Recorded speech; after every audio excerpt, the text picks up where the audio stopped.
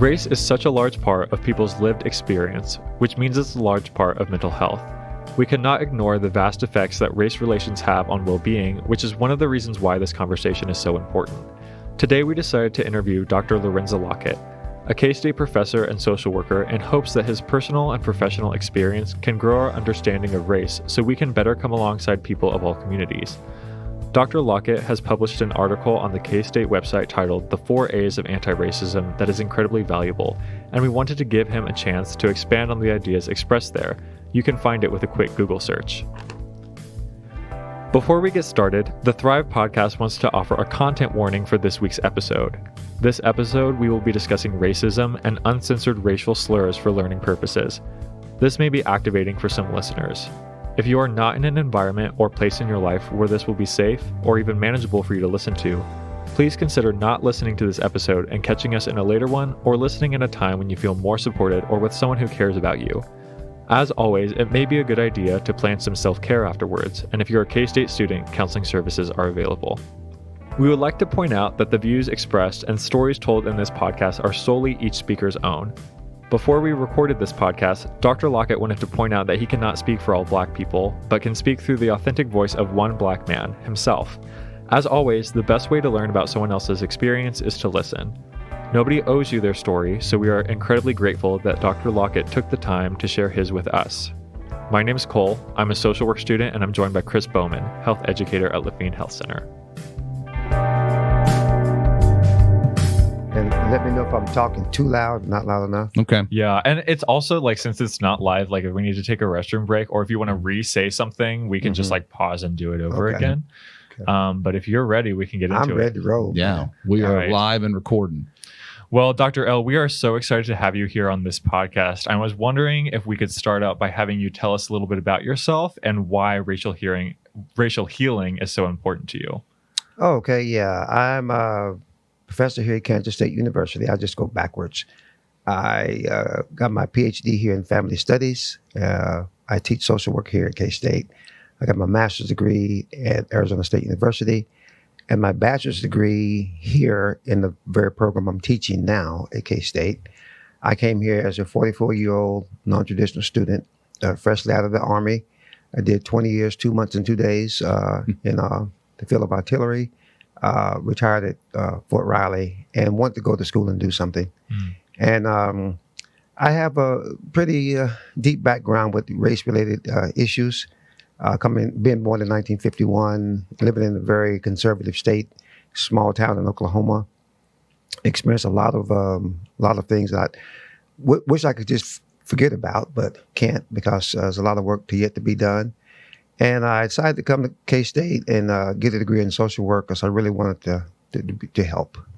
And had no idea I would be teaching school. I was working with a program for kids called Upward Bound, kids from low-income, first-generation families whose parents had no history of college, and preparing them for getting ready for the ACT and writing skills and social development skills and all those things. And eventually ran into one of my previous professors that asked me if I wanted to be an instructor. This was back in 2008. And I'm going like, sure. And I tried it out, found out it was a great fit. I really enjoyed teaching. And that inspired me to go back and get my PhD so I can get on a tenure track. And so I started that venture while teaching full-time, social work full-time. Got my PhD in family studies. 2015, I graduated and promoted to assistant professor, and just been doing my work with racial healing and trying to communicate and get people to talk in a safe and effective way about this stigma, this disease, I'll call it almost, that we in America can't seem to get over the hump. Race has been just shadowing us from day one, seemed like. And we made a lot of inroads, but I realized that I needed to get out of the classroom into the community and start doing something independently, specifically, personally, because racism really is a personal thing. There are a lot of institutions that uphold racist ideals, but every institution is comprised of person after person after person. Yeah. And it's so almost like you have to reach the person before you can address the entire system. Absolutely. And so you as a Black man, as a person, would you mind painting for us a picture, kind of your relationship with racism as you grew up and your history with it? Oh man, I got tons of history. I know you As I do. said, more than I would like to remember. And I'll just start with this. I used to be a racist. And I say that not with pride, but I had what I would call self-justified. We hear a lot about implicit and explicit bias. My term is self-justified bias. I was a racist because, I've been carrying the stigma and the trauma of racism for generations. My grandfather was born in 1867, okay, in America. Things were not good for us then. My father was born in 1902, and he has a legacy of racial disparities and disenfranchisements and infringements and all the things that go along with it. The very place that he worked in as a cook, we couldn't eat in. And there were signs on the, coloreds only, and the rhetoric, the language in the community was the Nigger word. Some people don't like to pronounce that word in the vernacular. We say the N word. Well, the N word don't mean nothing to me, like the word nigger was. I never was called an N word, but I've been called a nigger a lot of times, and it carries such a deep, scarring, emotional, limiting, just history that takes away dignity and sense of self-worth and creates a lot of internal problems that comes out expressed in external behavior. And a lot of times people pay more attention to the external behavior than the internal problems that created it. So I was mad, angry young man. I wanted to get back at white America. And at that time, when I was about 16 years old, the people on the landscape that were really leading the country in terms of racial bias was King and Malcolm, Dr. King, Martin Luther King Jr., and Malcolm X. And I decided to go the route of Malcolm X. And the sad thing is, I shouldn't have to been in a position to make that choice. And so I was racist. I hated white people. I hated white people to the core.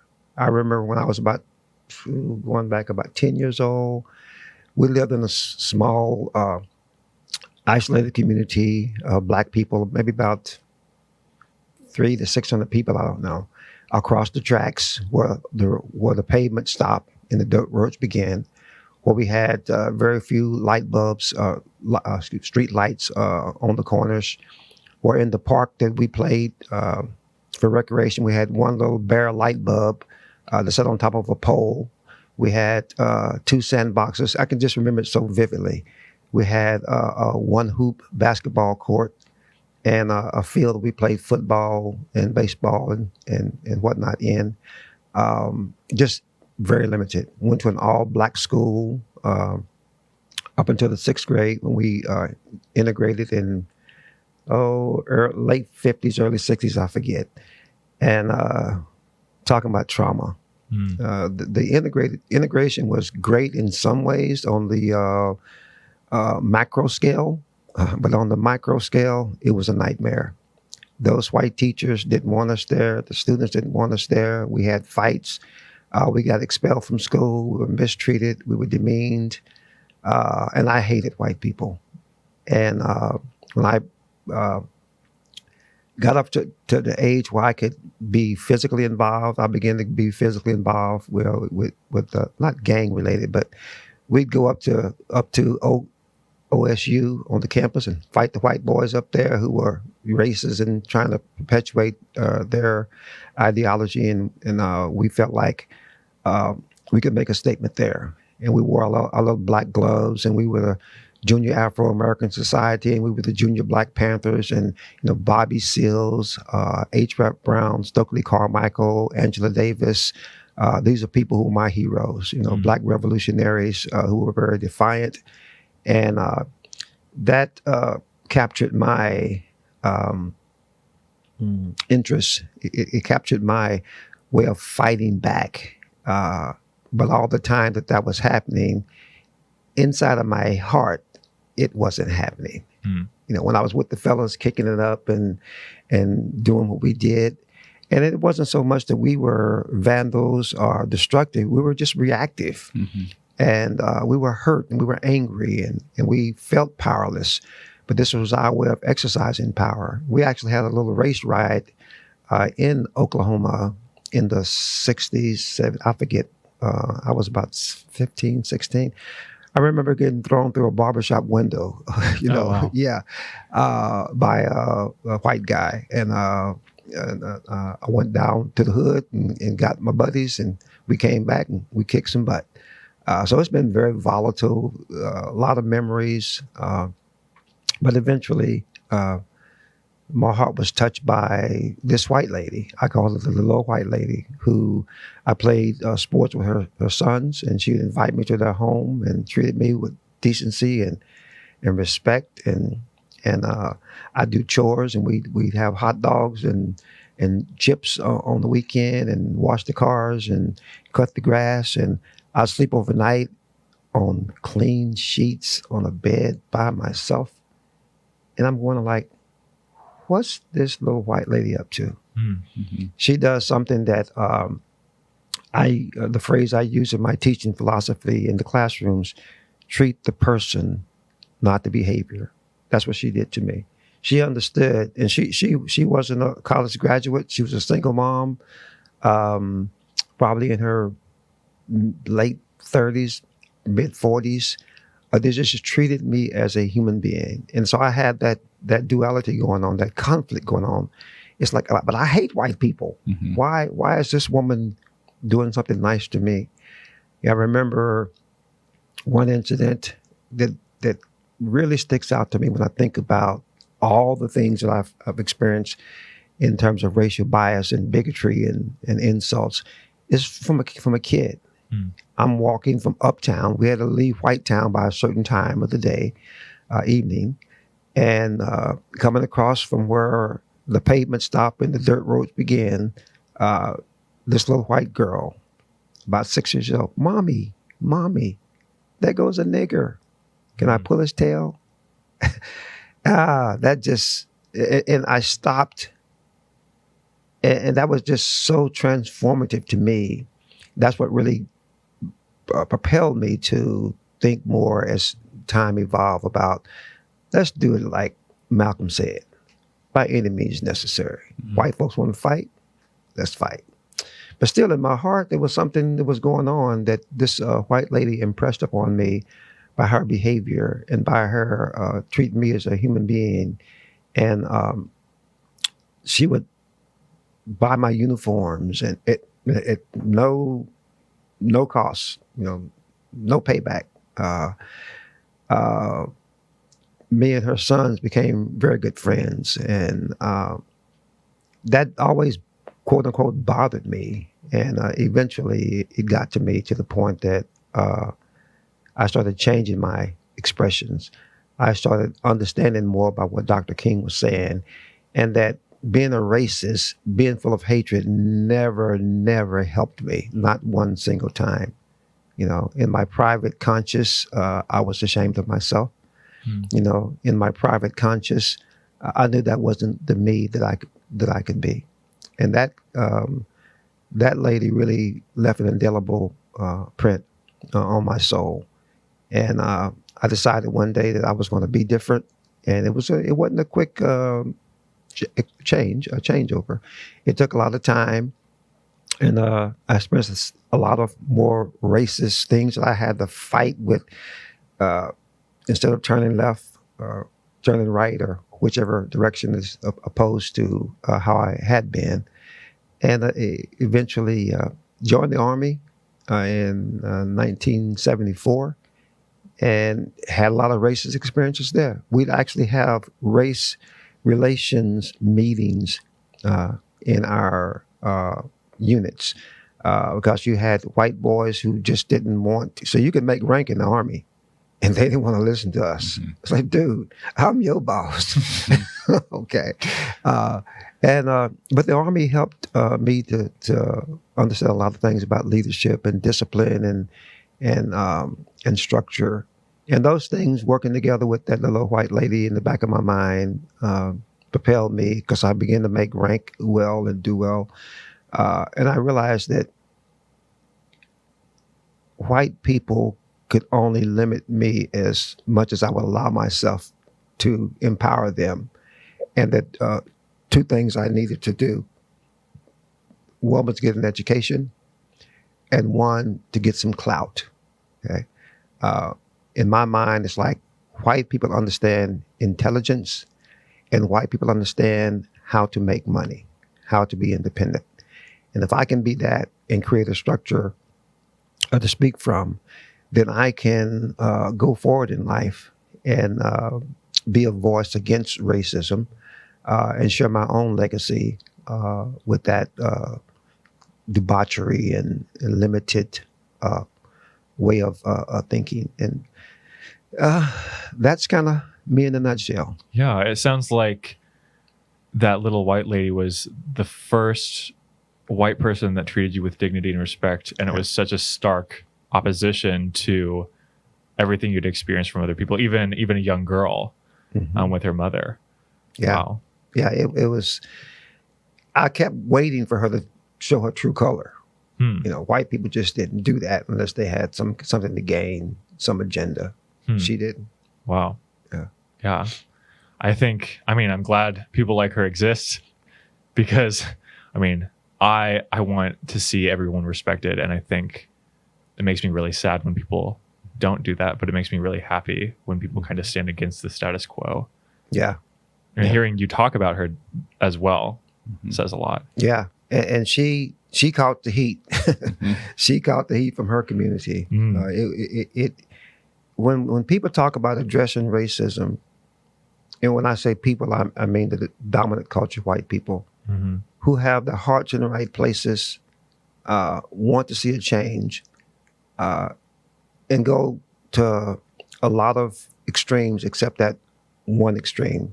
When it starts costing them something, then it becomes, oops, maybe not so.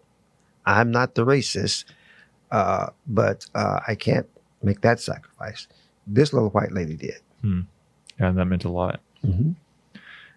Something that you've kind of been talking about that had been somewhat of a hot topic was this concept of reverse racism, or that racism can come from people of all different races. Can you tell me more about that? Yeah, we're all racist. We're all biased. And we're all, I'm generalizing now, want to do well, want to advance, want to go forward. And there's a lot of opportunities out there. And sometimes in the pursuit of our own independence, we are not sensitive to the needs of other people. And so I've been in positions where I could exercise whatever power I had to advance myself. And that's not so bad. What's bad is when it's at the cost of somebody else. So although I really feel that in the center of its existence in America, racism is a white-based problem. And that's hard for white people to receive that. We want to talk about reverse racism. It's like you have to have power to discriminate. We can all be prejudiced, and we all are. But when you can institutionalize things, you can structurally, developmentally have the power to control. I can be discriminatory all day long. I can be prejudiced and race-based in my philosophy all day long. But if I don't have any power to exercise that over you, so what? And that's the biggest difference I see with reverse discrimination is Black people and minorities don't have the same power base that white people do to exercise over them. I've never had to have, other than teaching and being in the military, had a white person that had to come to me for anything. If I want to buy a car, it's with the white man, usually the white man. not so much the white female. Want to buy a home? Same thing. Go to the bank? Same thing. Get a job? How many black people hold those kind of institutional positions in this country? Has it gotten better? You betcha. But so there is reverse racism, but the ability to exercise and to limit other people groups is not nowhere close to being the same. Yeah, it almost seems like it's like racism and prejudice is one thing, and then discrimination and oppression is its own thing. Absolutely. And has different requirements. Yeah, and people want to make them exchangeable, and they're not. They may be in philosophy, but in the actual impact of the phenomenological lived experiences, they are not the same. So you've mentioned this a little bit before, but as you have been living your life, how have you seen racism changed, if it has at all? I see, this is what kind of led to my forays on anti-racism. I see white people that are genuinely committed and concerned about the plight of African Americans and other minority groups in this country.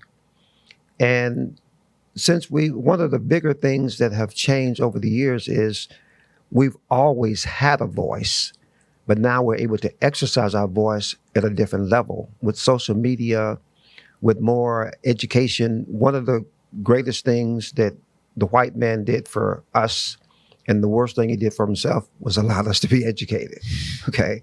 And because of the education and taking that road that is using your mind, using your brain more than your brawn, has opened doors and opportunities for advancement. So I see the millennials and the generations coming forward, a whole different approach, not totally, but a whole different approach to the racial issue in this country. Why? Because they see us, they sit next to us, they hear us talk, they become friends with us, and the voices are out there that are not as limited as it was back in the 50s and 60s. The white man controlled the newspaper. We had 3 radio stations. Wasn't never anybody on those channels looked like me. There was never a representative on the news or in leadership or whatever, but look now. You know, I remember when we were going to integrated the schools and how blacks was on one side and whites was on the other side, and the white in the sock hops now. And we were doing our dancing in a 2/4 beat, and the white folks was on a 1/3 beat, and they were shaking and bucking and looked like they was having some kind of conniption compared to us, you know. But now look at it now.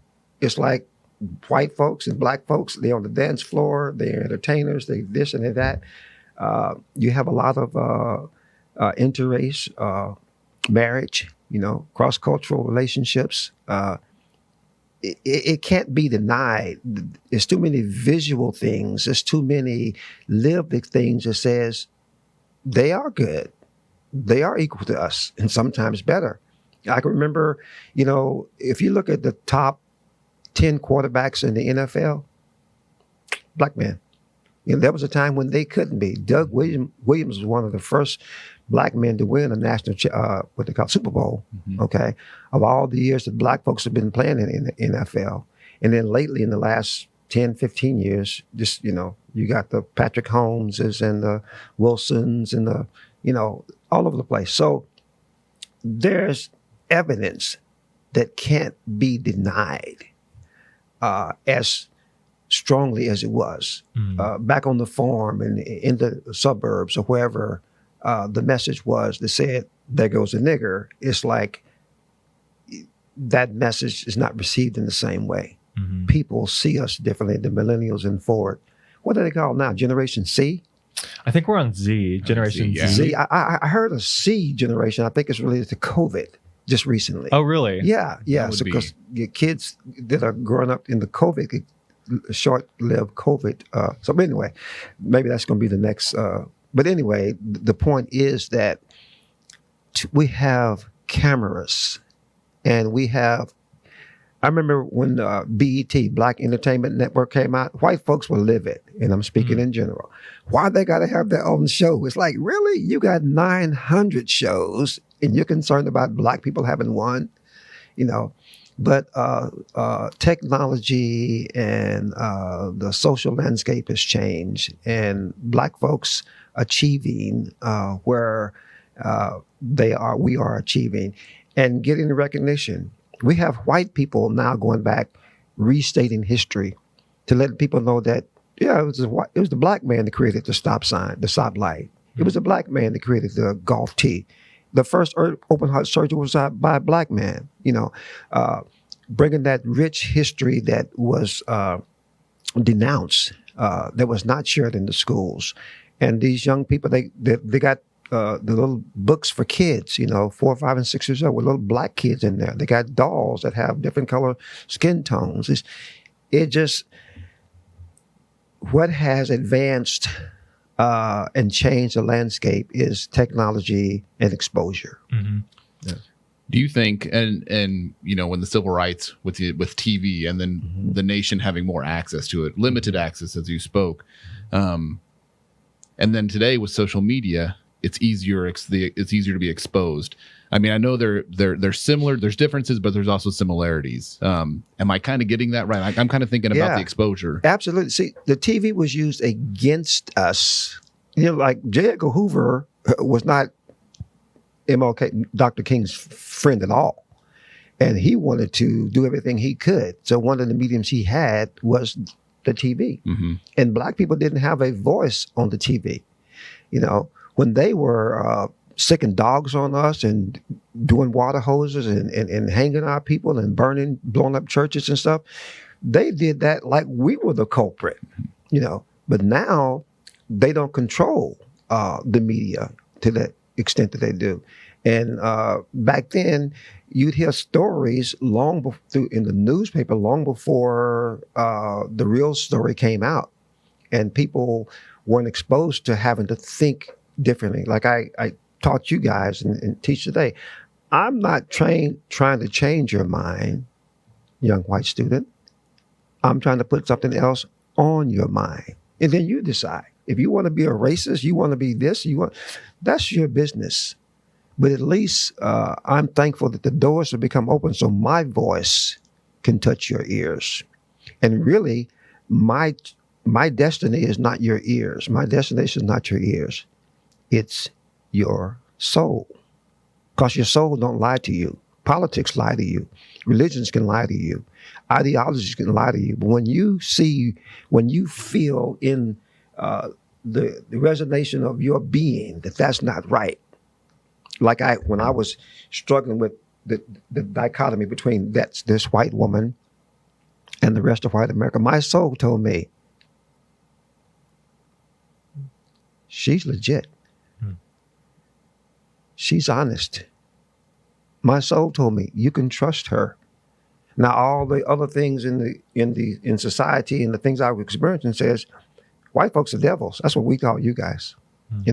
We didn't have a word that we could put alongside the N word that really carried any weight.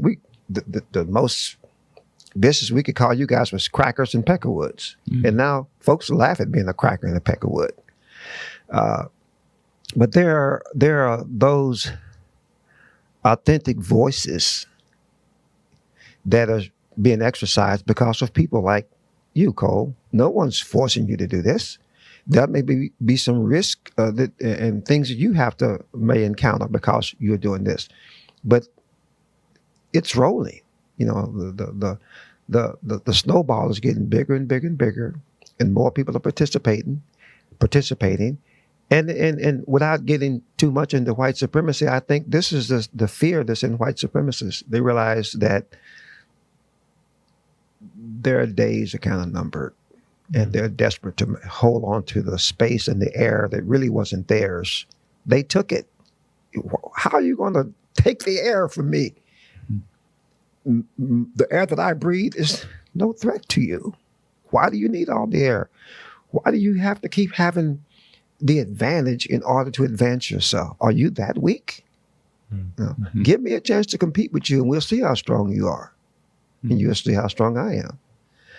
So the landscape has changed because of technology, because of people, students who sat in classes and been impressed in the annals of higher education to think differently, to think more critically, and especially when they get to hear it from an authentic voice. I can't take credit for where you are. I believe that every time I speak in the classroom, I'm afforded the opportunity to make a difference. I know all students don't receive it. That's okay. But the ones and one after one that does, that's where the difference comes. We've talked a lot about where these movements have come from and where they're going. Where would you like to see them go in the future? Into more action. And they're going in a way that's positive, it's effective. They're not going at the pace that I would like to see, but as a society, I feel that we're going forward. And what suggests that to me is not so much the actions of those who are anti-racist, it's the actions of those who are racist. They're scared, in my opinion. They're getting desperate. And what's making them desperate is not the black horde that's coming from them. It's the black and the white horde that's coming from them. The power to overcome racism, again, lies in the creation of its origin, white people. When you stand up and you look like them, and you have position, and you have influence, and you're standing beside, in this case, me, that's a dual threat. And you have access, theoretically, to the same sources and institutional power and structures that they do, and they know that. I may not quite be there across the board. Black folks haven't filled a lot of those voids, but we have. But in a way, I think people like you and Chris, you're a greater threat to white supremacists than black folks are. That's really interesting to think about. I think that's the first time I've heard anybody say something like that to me as a white man. Kind of moving forward, the podcast that we've been discussing and talking about and putting out has been a lot about mental health. Could you share with us how race and mental health has kind of intersected in your own life? Oh gosh, yeah. First of all, you go back to the Tuskegee story, where black people were injected with, what was it, syphilis. And they thought that they were getting some other kind of help. And long story short, that has always been the landscape that relates to, that stands as a very strong visual landscape that relates to the legacy of black people not trusting white folks with their mind. Okay, we don't go to them for mental health. For years and years and years, when I grew up, we knew who the people were that had mental health issues, and we took care of them. We protected them. We made sure that even within our own circles, we were not abusive or disrespectful. Man, that's Leroy. Leave Leroy alone. And for a long time, black folks would not go to counseling. We just didn't trust white people to get inside of our heads that way. But over the years, and again through education and through the positive side of upward mobility was good in the sense that we got out of the hood and got into suburbia and whatever. But a lot of the strong leaders, people who had figured it out, left the hood. So it has some pros and cons. But we begin to hear about black people going to counseling and seeing them, and they were okay. And we begin to have more Black counselors and clinicians involved. And so the landscape of mental health with the Black community has improved, but there's still a lot of skepticism. And mental health is not limited, of course, to the Black community. And COVID-19 shows and exacerbated it in a lot of areas that shows that we have a lot of work to do with mental health as a country. And when you're on the bottom of the pole, it's compounded. But anywhere on the pole is bad. And so mental health is a huge challenge for this country. Mm-hmm. And I talk to many students, predominantly white students. I'm amazed at how many of them, and applaud them, that they are receiving services, because there's a lot of students that that have experienced a lot of mental trauma and anguish, and the stigma that goes with declaring your mental, what we call instabilities. When you say that, I think one of the things I think about is with the trauma that you've described, that you've experienced, and then the trauma other Black, not only students, but people in general, the trauma's there. The need for that mental health resources and counseling comes along with that. Yes. And I think that's when you say the work that needs to, that is continuing to be done. Just like I said, I think everything comes down to trauma. Yeah. And the trauma that people are, that people have faced, especially students of color, Black people. That trauma is there. We know it. We know it's there. Absolutely. And now it's time to address it and see what we can do to move it forward. Exactly. Which one of the greater impediments to mental health, I think, for the Black community and for all of America is the money. Mm-hmm. People can't afford to pursue a lot of the avenues available to them for mental health. It costs, and we have not come up with a methodology, not a methodology, but access, financial access to where poor people can have access to mental health, you know? Yeah, I'm hearing a lot that it seems like external factors play a huge role in your own mental health. And so when you take all of these race issues and being discriminated against and all of these things coming from the outside, it just adds to all of these things that can compile into a mental health issue. Oh, gosh. Intersectionality is what you're talking about. You know, when you are, just say, let's look at some of the obvious. You're female. You're up against a lot. You're a Black female. You're up against a lot. You're a Black female from a poor community. It just keeps compounded. Oh, and you happen to be gay. Oh, and a single mom. You know, you have all these intersections that compounds the basic issue. The basic issue is enough in and of itself.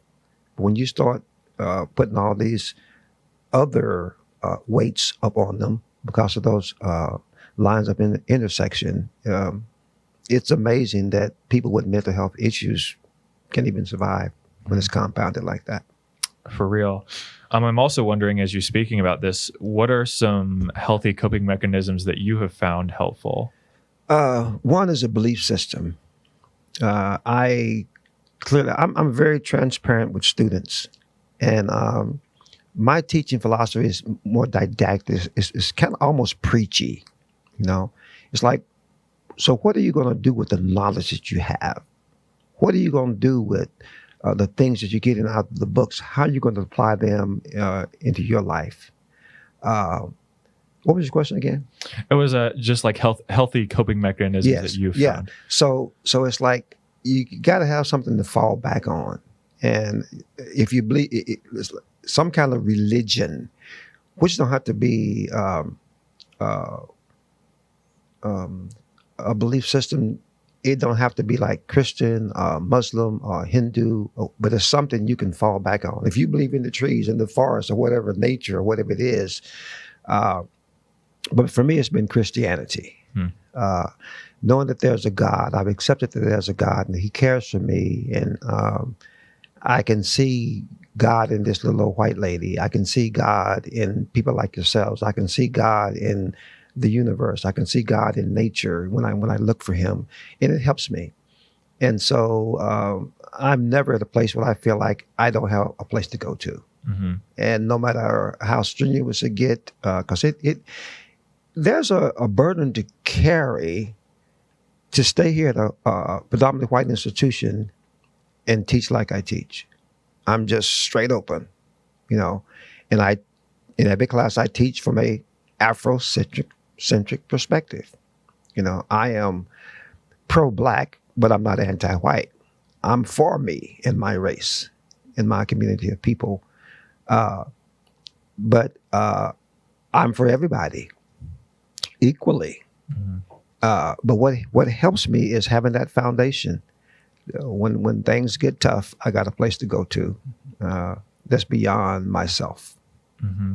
So we've mentioned the belief system. I think that often comes with community as well. Yep. A lot of people connect over a shared belief system. Has that been true for you? Absolutely. When people turn toward each other, it's amazing what we can display. When people get that sense of community that says, I'm part of something that's equal to or greater than myself. And I'm willing to investigate. I'm willing to explore. I'm willing to find out what my other community members bring to the table. All of us combined are better than, the sum is better than the parts that makes up the whole. I see that so much, and a lot of the work I do in the community, from people, when I look around the table and we have white people and Black people and females and gay people and straight people and Christians and agnostics and atheists, and we don't care, because we're a community. Everybody at the table belong at the table, and they don't have to excuse themselves or make excuses for themselves. I think the part that I take out of that is what you said earlier. Treat the person, and it seems like that community. What you've done, what you're talking about is you see them as people. Yes, exactly. A person first. Persons first. That is it. What's the PM code? People matter. People matter. I was actually just going to say something about that because I think so. You're the social work professor that I've known the longest because you were the person that taught the first class, like social work, the helping profession. I think I remember coming in, there's this slide that says people matter. And on every assignment, every slideshow, that's like what we ended with. Yeah. People matter, and that's, I really believe in humanity. Humanity is not Black or white or Asian. Humanity is humanity, and the unique thing that we all have that we can identify beyond the rest of the animal kingdom is that we possess a soul. We possess a consciousness. When a lion bites you, he don't feel good or bad. He won't eat. But when we have to make decisions, we have feelings, and that's the thing I couldn't get away from that little white lady. I couldn't get away from my own soul.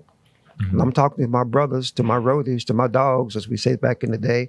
It's like, yeah, man, we tore them Peckerwoods up. But inside of my soul, it's like, that guy made his nose bleed, or somebody worked hard to construct that thing that we have burned down, something in my soul resonated beyond me being Black, me being radical, me being anti-white, We can't get away from our souls. And that's what happens. What brings community together is that soulfulness that we share. We can hear the same thing and laugh at it. We can see the same thing and hurt because of it. We can see the same thing and be motivated by it. And it don't matter, we're all experiencing and responding in similar ways, because it's about the rhetoric we hear a lot about common ground. there's a common place for all humanity to come and sit down and do life together.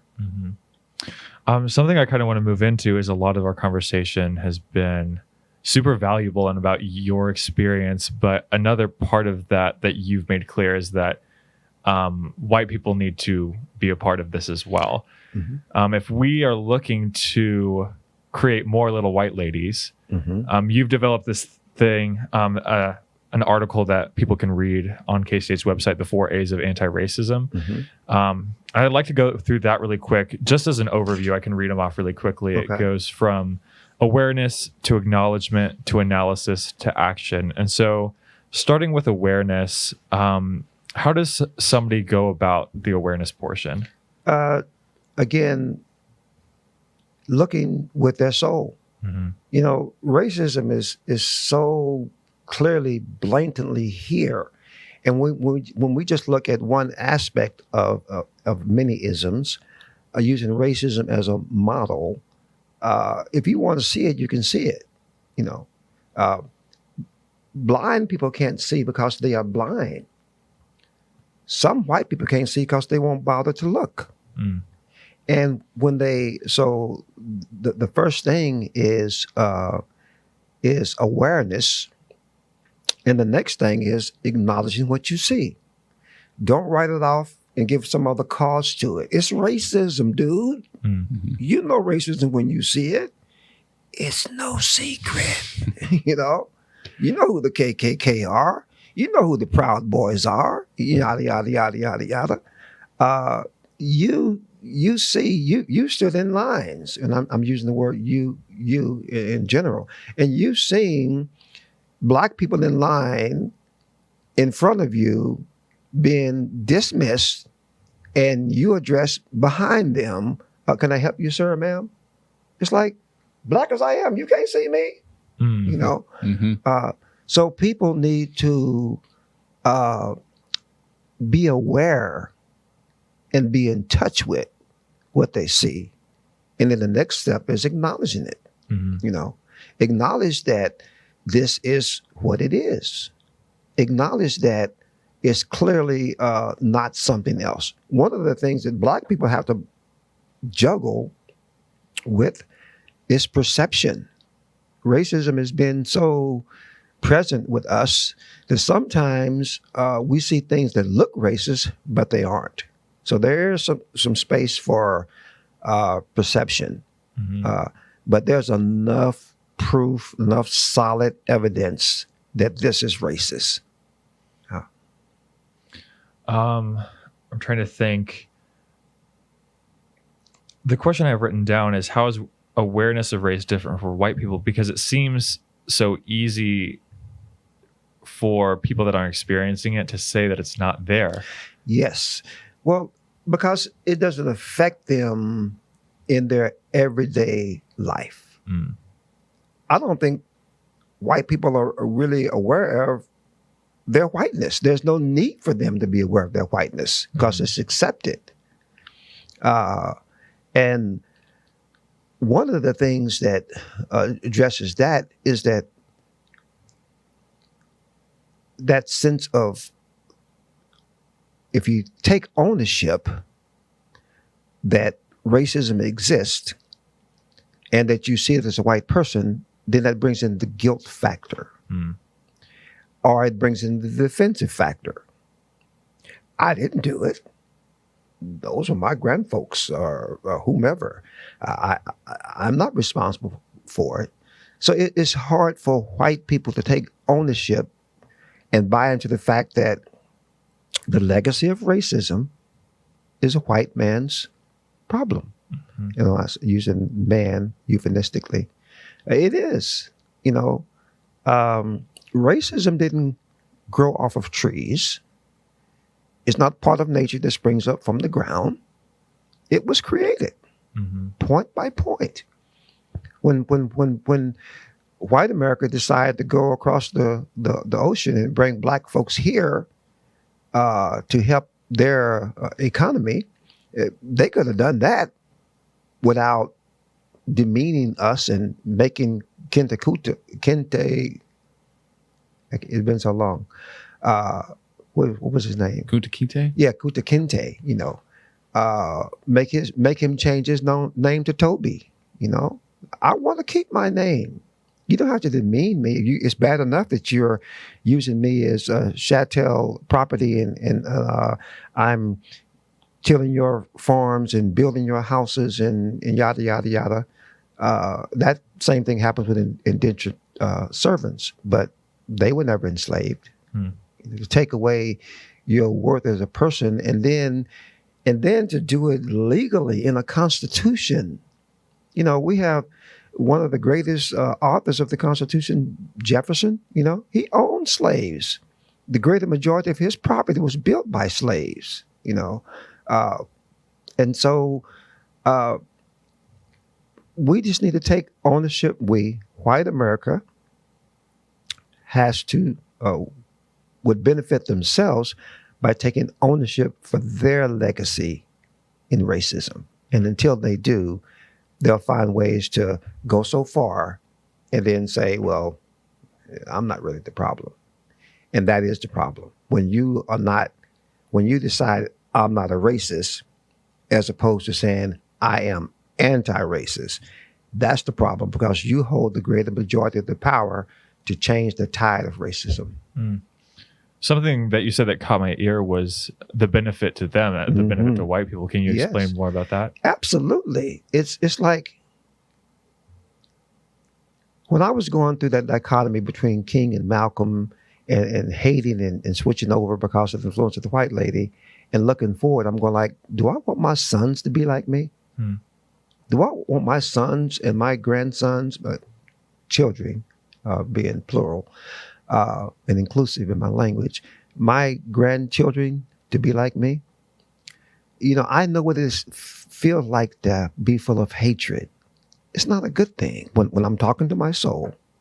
So if white people could realize that you are helping your white legacy by taking that yoke off of their neck, because people like yourself, Cole, I don't know what your background and your family history is, but some white people have to make a choice to be anti-racist at the cost of losing their family. Why would you bring kids into the world and then put them under that kind of place to be? It has. I would imagine it would be excruciating for those who are in touch with their soul. So, helping the racist agenda, there's a benefit for white people as well. Yeah, almost like there's a connection, and if one of us is hurting, then all of us is hurting. Absolutely. Yeah, and especially in light of when people get together and have close proximity, they fall in love. Love don't care nothing about anything but what tweaks it to gosh, there he is, and then they got to make that, but he's this or he's that. And when you come to racializing, those people who have the courage to pursue their hearts, they're in a situation. My son is married to a half white, half Vietnamese girl. And when he was in high school, they fell in love in high school, and they've been together ever since. And he came to me, Dad, guess what? And I'm going like, I ain't got a problem with that. In the morning when you wake up, I won't be there. Okay. But I do want to tell you this. You got to wake up and step outside your door. And there's a society that's not ready for you, the black man, and you, the half Vietnamese, half white woman. And the funny thing, an inside story, and I'm full of stories. When my son and his my daughter-in-law now were courting, his mom, the Vietnamese, couldn't accept her, who married a white man, couldn't accept her falling in love with and wanting to have a relationship with a black man. And she had 2 or 3 other daughters who all married white men, which is common for Asians when they step across the line. But anyway, over time, the person that treated her daughters the most and the best was the black man. Hmm. And to this day, they just love our son. Yep. You know, but in the initial courtship, when my son was over visiting and there was a knock on the door, he had to go out the back door. Oh. Yeah, Mhm. because she didn't want to Yeah. see that stuff. You know, Hmm. but it's there's some humor in the racist agenda and the kind of situations that we put ourselves in that are even detrimental to the racists themselves. You know, what are you going to do when your offspring brings home a mixed child? Mhm. Mhm. You know, love half of it. You know, Yep. That's, well, I'll share like a personal with myself. My wife and I adopted our daughter. mm-hmm. And one of the first questions that, you fill out your, you can get as specific as boy, girl, different races. And of course, my wife and I, we said, we just want a child that one needs a home. And we worked through a private attorney. And one of the first questions our private attorney asked us was, what community will you be raising this child in? Mm-hmm. Because he was well aware that some communities, even this has been only 7-8 years ago, Mm-hmm. were not ready for a couple to have a biracial child, Right. a white couple having a black child. Mm-hmm. And I think that was something my wife and I both, when we sat down and talked about it, or we processed it, again, we talk about the racism that can occur. Mm-hmm. Something that is race right there playing front and center, and so when you were talking about your son, all that kind of came back to, it's too bad that has to be a question Right. asked. Right. And But- see, and that's what's essential. You were willing to take the risk. Mm-hmm. See, a lot of white people get up into a certain level of engagement until it starts costing them stuff like that. Mm-hmm. It's like, well, I like black people, I love black people, but I'm going to lose my friends over them. I'm not going to lose my family over them. I'm not going to face the social stigma, and I'm not going to have to deal with all that stuff. Yeah. And that's why I say that it's a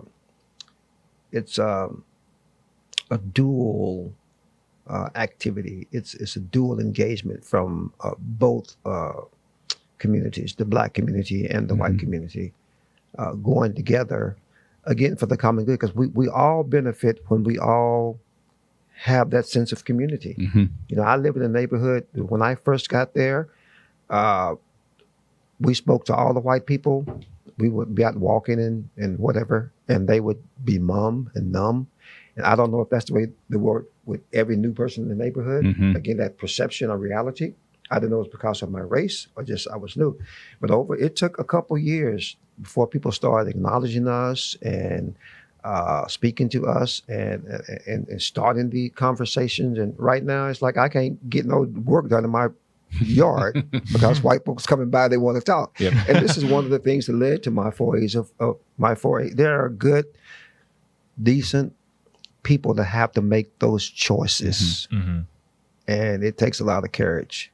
And it's needed for white people to step up and take that action, that last step. Mm-hmm. It also kind of seems like when people have been kept apart for so long, putting a human being in front of them that they can relate to and see Yes. really opens the door. Yes. It's like talking to someone on the telephone and then talking to them face to face. Mhm. It's a whole different conversation, buddy. Yeah. I remember on my job when I was told that I could not have be denied certain things that I wanted. I'm going like, I want him to tell me that to my face. Hmm. And when I went to talk to them face to face, I got what I wanted. There you go. Yeah. Mm-hmm. Purse first. Yeah. So again, with the awareness thing, I think you've mentioned before, like the perception of reality, that there's kind of like explicit racism Mhm. and then like implicit dog whistles that someone like yourself who's grown up seeing that and hearing that, a white person might not have the ear to pick up on some of the things that are more implicit. How would you go about addressing that with a white person and having them see what you see? Directly.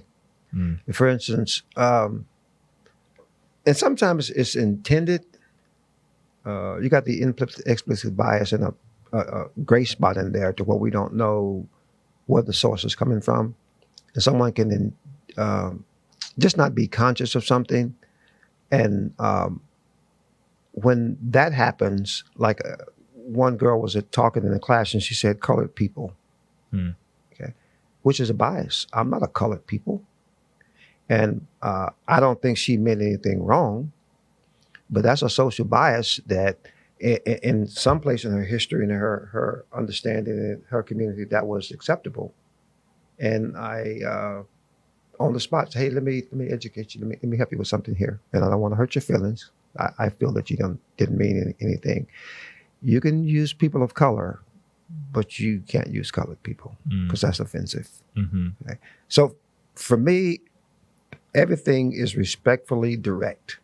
It doesn't matter at the end of the day whether you intended to shoot me or accidentally shot me. Yep. You know, I want to let you know you pointing a loaded gun at me, homeboy. You know, and then let people decide what they're going to do. Again, I want to take you back to your soul. I can't make you do anything, but I can inform you of and bring about a sense of awareness. So we can't let implicit or explicit bias be the end of it. It's where it really begins. Yeah. It is bigger than just implicit or explicit. See, I call it self-justified bias. Because you can have bias and know that it's wrong, but you justify the need to behave that way. Like when I was being a black racist against white people, I knew it was wrong, but I justified it by the conditions that I had to respond to in society, by my father's history, by my grandfather's history, my grandparents, females being raped by white men. It's like when I look in the mirror, there's some white folks in there, you know? And so I had to come to terms with me justifying my bias. So the first A is awareness, and the second A is acknowledgement. What makes acknowledgement so important? Because if you don't acknowledge it, it don't mean anything. You know, it's like denying that you know that you're wet, but you're denying the rain. Why am I wet? Because of the rain. Okay. Why is there racism? Because of the things that I see. You know, I don't say, I think somebody was on the rooftop and threw a bucket of water down on me. I know that it's rain. When we see racism, for the greater part, we know that it is. And awareness means don't count it, don't limit it to some other cause. Yeah. So what does it mean to acknowledge it? I guess there's two parts, because on one hand, if you're saying like I'm an anti-racist, you're acknowledging it to black people, but you're also acknowledging it to white people. Absolutely. And it's important that we do both. I would say it's equally important. There needs to be some healing to take place when we've hurt people and we know it, and we have the opportunity to apologize. That can bring healing to that person. Okay? At the same time, I need to bring healing to myself. I need to take responsibility for what I am aware of, and don't stop with me. Now I take it back to my white community. This is where it's important. I'm letting the black community know that my role or my thoughts and my actions, my engagement with racism, okay, and I'm not stopping there. Okay, I want to make that verbal. I want to make it public or whatever, or interpersonal with my family members and the groups that I'm in. When the opportunity comes, it's like if you are not racist, then show it by. And I tell folks to use some common sense. You know, you're at the honky-tonk backwood bar with a bunch of white rednecks, whatever, that might not be the best place to stand up and attack them. You may just say, look, I can't deal with this, and I'm walking out. Mm-hmm. Sometimes there's places just to demonstrate it, and there's other places that is healthy and wise to educate and to express it verbally. Mm-hmm. What I'm seeing a lot too, there's a lot of apprehension from not just white people, but people everywhere about like the Black Lives Matter movement. It's really hard for people to say and to get behind Black Lives Matter, which sounds like what acknowledgement is. Like, we need to acknowledge that. Why do you think that some people have such a hard time? It's amazing to me that people want to say that they're concerned about something as long as it's part of something else, you know, as opposed to, I'm concerned about your pain because it's just your pain. And I'm not comparing your pain to the next person's pain. When I attend to the next person, they become the focus. It's just amazing to me that people, we're in a society, are transfixed with, if I'm pro this, if I'm pro-Black, I got to be anti-white. You don't have to be anti-white. Mm-hmm. In the moment, it calls for healing and supporting of the Black experience. And you're not being, like I say, when I teach in the classroom, I'm not teaching against white kids. I'm not teaching against the white community. I'm trying to get you to own up to your legacy as coming from that part of society that you benefit from, that you're privileged by, and that you don't have to go against your people to be helpful toward other people. Moving on, so we've gone through awareness and acknowledgement. Then we have analysis. Yeah, that's where the education part comes in. That's where your energy and your passion, instead of sitting back, just listening to what people are saying, investigate yourself. I mean, the data is there in when we're talking about health disparities, when all of these kind of major disparities exist. If you look at education, employment, mental health, physical health, when women have babies and they die, what they call that? The something rate. Mortality rate. Oh, yeah, infant mortality. Yeah. All of that. Black folks are on all of those important at the bottom. And when you look at a lot of the things that are education and advancement and doing well, we're in the wrong place. We have less people at the top, and we have a lot of people where the positive things are going on. We have some folks there, but very few. But down there at the bottom, where things are bad and unhealthy, a lot of Black folks. You think we want to be there? You think that's just by accident? So just you go analyze instead of listen to what I'm telling you. Go look for yourself, and you'll find it there. I shared with your class and several classes this thing called the Green Book. The Green Book is where back in early 19-somethings, Black people, when they traveled across the country, they couldn't stop at any hotel they want to, eat at any restaurant they want to. There was something called the Green Book that says, if you're traveling along this way, here's a safe place to go eat. That's part of our history. White folks don't know nothing about that. But when you start looking at the data and looking at specific domains, you'd be like, wow, amazed at to what degree racism lifted its ugly head.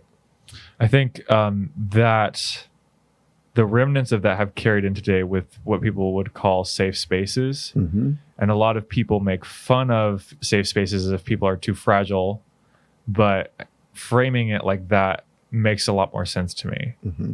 Where I, as a gay man, there are places that I cannot go. And so having a safe space, it lets me know that I won't experience bigotry there. Yeah. That I won't be treated differently there. Yeah. But getting back to analysis, enough about me. I think another part of analysis is that we learn about history and racial history in our schools, and in a way there has to be some undoing of that, because I can speak to my experience growing up in the public school system in a majority white neighborhood. What I was taught about the history of racism is that it ended, that it was over. Like, this is something in the past. Yes. Mm-hmm. Yeah. And that is so untrue. That's the power of the pen. We believe what we write. We entrust people for it to be vetted through respectable, sources, credible enterprises, and so on and so forth. So we're limited to what we're exposed to. And that's why I say, do your own analysis. Don't expose yourself to just what you were told, because there's an agenda behind why you were told this and why you wasn't told that. And there's a lot of history out there that you can discover just by examining it yourself. Mm-hmm. And when you examine it yourself, it is not limited to a certain lens. You can go anywhere you want to go. That's the wonder of technology.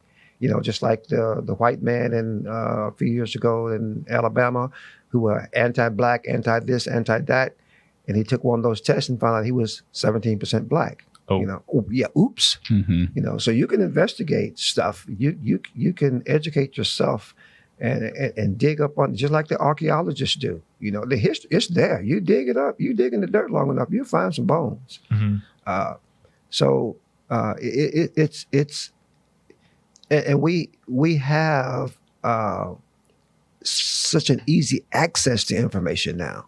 You see the song, the movie. Who was it? Mr. Lewis. I can't think of his full name. That he comes on TV and they go back and do all that the stuff to find out where you came from and who some of your family members are and all that stuff. The genealogy stuff, and it's amazing what they're discovering. Mm-hmm. Amazing what they're discovering. Well, I guess too, for me, the hope is the analysis will drive the acknowledgement as well. Yes, that's the hope. That's what right. in a perfect situation, it just helps drive the acknowledgement or make the acknowledgement even deeper. Absolutely, I think. Because it's personalized. Yep. Mm-hmm. You're not told, look over here or look over there. It's like, go wherever you want to go, and when you look for it, you find it. And that segues right into the last A. The A's don't, in and of themselves, unless they're sequentially connected, they're meaningless.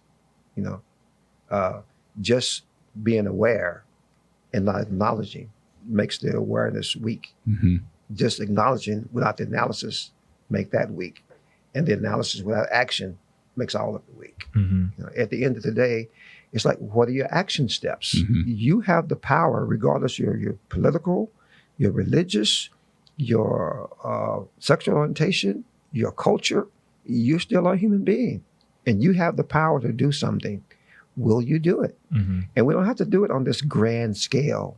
It's personal, in the moment, in real life.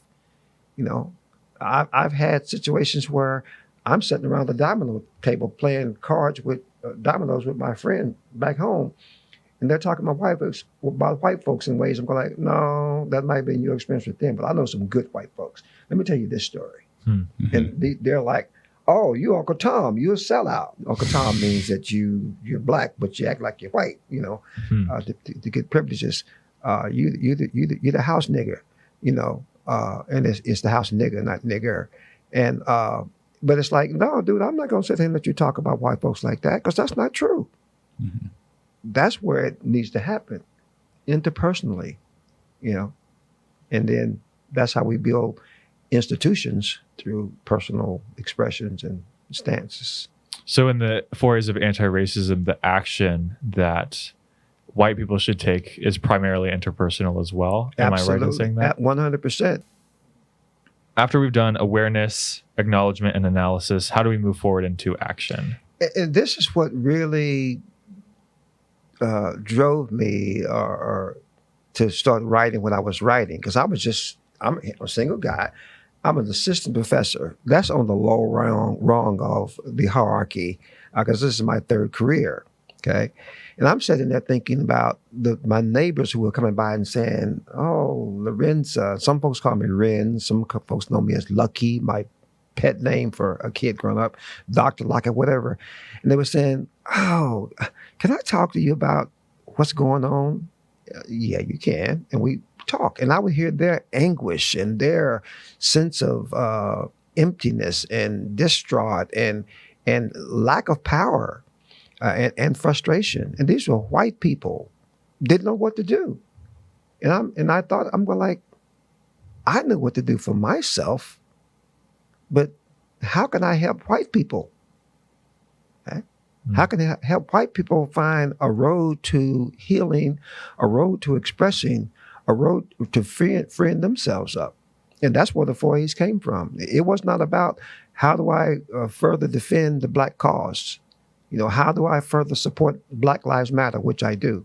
It's like, how can I help white people? This is where the empathy, whether the social work part comes in, and part of those Christian values comes in, and part of those experiences with the little old white lady. She was helping me at her cost. And I'm going like, I need to step across the divide and see what it feels like to be white and inadequate.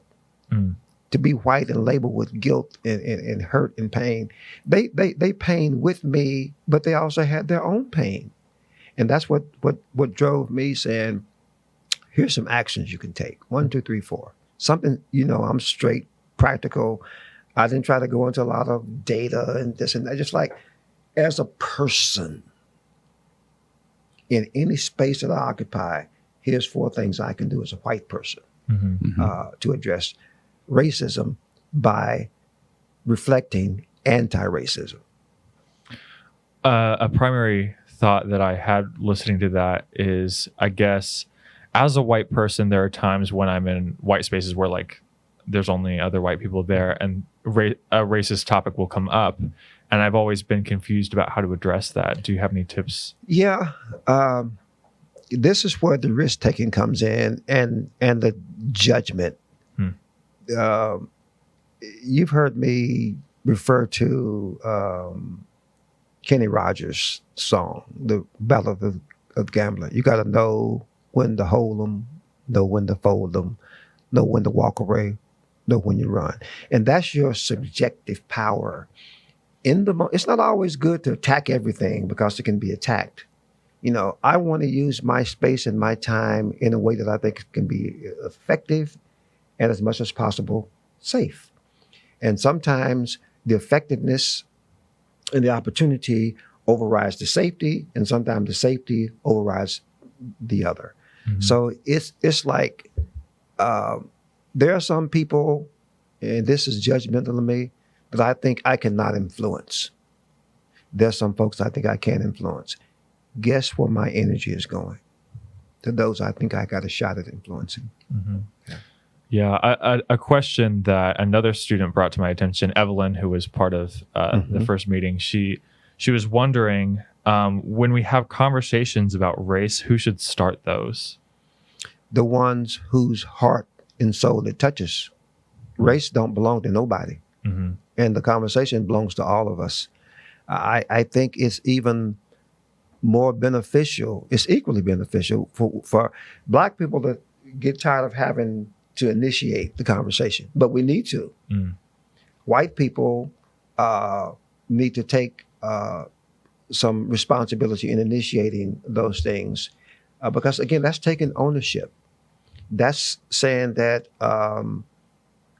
I stand for something and I stand against something, and here's my chance to, as I always talk to you guys, don't swallow your voice.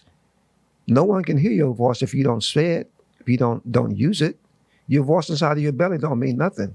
It needs to come up, through the system, roll across your tongue and over your lips and out for the ears to hear. And that's the power that we have. And it's just a subjective act, when to do it and when not to do it, based upon whatever your soul says and the environment that you're in. I tell folks, be careful. Don't live to tell your story. It's just not some place that's good to rattle that off. In our pre-production meeting, we were talking about this, and I think the first thing that came out of your mouth was safely. Mm-hmm. And Cole and I had a great conversation about that afterwards, just what that meant about safety as someone that is white and male, as opposed to someone that may be black and male or black person. And that really, I think it's drove a great conversation we had about just safely. Yeah. And if we've ever experienced that where we didn't feel safe and things of that nature. So it was a great moment for us to sit down and talk about. Yeah. And racism is so profound that if you want to address it, I can almost guarantee you the opportunity is going to come. Yep.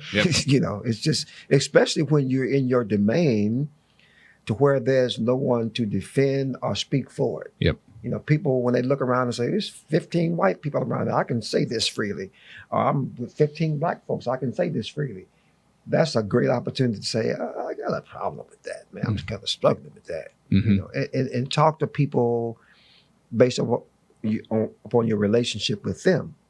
And that challenges them. You're going to be my friend. You need to know who I am. I'm not going to keep who I am a secret because you all this, and you're free to exercise who you are, and I can relate to you. But if I exercise who I am, then you can't relate to me. Out of here with you. No. It sounds like action. So when hearing the word action, first people might primarily think of rallying at Black Lives Matter movements. Right. And things like that, but it goes even deeper than that into your personal relationships and personal life. That's where it counts the most, Cole, is personal. You know, when you had, even in slavery, when slavery was going on, and no part of slavery was good, but you had some masters who were decent masters, and they stood against a lot of things that the rest of the white community did. Stood up for. They didn't do that. They said, I'm not going to treat these people this way on my plantation, which was not a good place to be, but you get the point. Yeah, we have a lot of personal power, and I'm just convinced that one person obviously can make a difference. And the model for that is that little white lady. There you go. There you go. Yeah. Another question I have when relating to action is there seems to be a hard, or I don't know, an inarticulated way to balance speaking up for something and speaking over the people that you're supposed to be helping. Yeah. One of those things is recognizing that the people you're helping, they already have a voice. I'm not trying to be their voice. I'm responding to the behavior and the climate that things are being exercised in. I'm not trying to speak up for Black people. I'm speaking up for me. You know, I'm not trying to defend Blackness. I'm trying to defend what's judicious and what's decent and what's humane. And I think that's the difference. It's not for us to decide how people will score us, rate us, receive us. They just need to hear it. I don't care, you know, when I'm talking about the reality of racial issues, I want to be respectful of you, but I'm not really thinking about you right now. I'm thinking about the issue. And this is just a format. I'm being as respectful as I can, but I'm not letting my respect for you override what I know that I need to say and do in this moment. And so there's, I don't think there's any way in the long run to address racism without creating some kind of risk, creating defensiveness, or creating an atmosphere where defensiveness take place, where people are shamed. There's a cost to pay for this ungodly thing that we've given life to, and in order to kill it, we got to pay some costs. Well, I think this conversation has been incredibly valuable, even for me sitting here as the interviewer. I've learned so much, even taking your classes for 3 years, that this conversation has helped me. So thank you for coming and speaking with us. Well, thank you guys for the pleasure to, it's very humbling to sit here and take up this space in this time to say the things that I believe that will make a difference in this subject that we're talking about. Mhm. So thank you a lot. Yeah. Do you have any final words? The delight of life is in the living of it to your fullest each and every day, of giving your best while addressing others with grace and thanks along the way. That's my mantra. There it is. Perfect. Thank you again, Dr. L. Sure. My pleasure.